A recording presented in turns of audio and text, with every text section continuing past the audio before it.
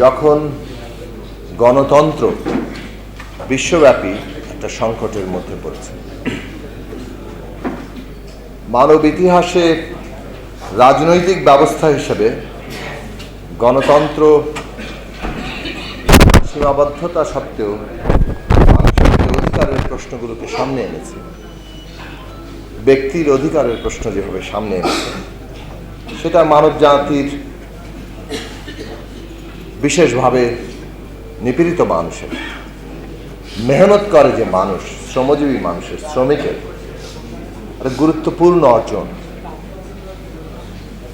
এই অর্জন আজকে বৈশ্বিকভাবে সংকটের মধ্যে, বিশেষভাবে আগ্রাসী লুটেরা গোষ্ঠী যেভাবে রাষ্ট্র ক্ষমতা দখল করে ধন সম্পদ করতে চাইছে, তাতে তারা গণতান্ত্রিক যে চর্চা, তার জন্য যে বিধিবিধান, তার জন্য যে প্রতিষ্ঠান, তার যে আইন, সব কিছুকে নানাভাবে দাবিয়ে দিয়ে, কোনো কোনো ক্ষেত্রে ধ্বংস করে দিয়ে এই যে রাষ্ট্র ক্ষমতা, সেই ক্ষমতা ব্যবহার করে ধন সম্পদ আহরণ করতে চাইছে।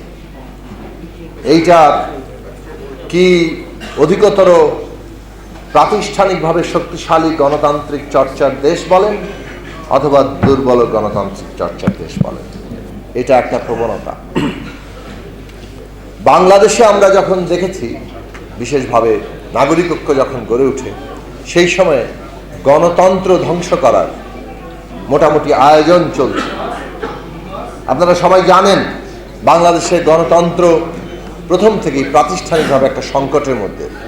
৭২ সালে এই দেশে রাষ্ট্রপতন হয়েছে, কিন্তু যে সংবিধানের উপর দাঁড়িয়ে, যে মৌলিক আইনের উপর দাঁড়িয়ে এই রাষ্ট্রকে পরিগঠিত করা হলো, রক্তের উপরে জন্ম নেওয়া একটা রাষ্ট্র, সেইখানে সমস্ত ক্ষমতা একজন ব্যক্তির হাতে কেন্দ্রীভূত করা।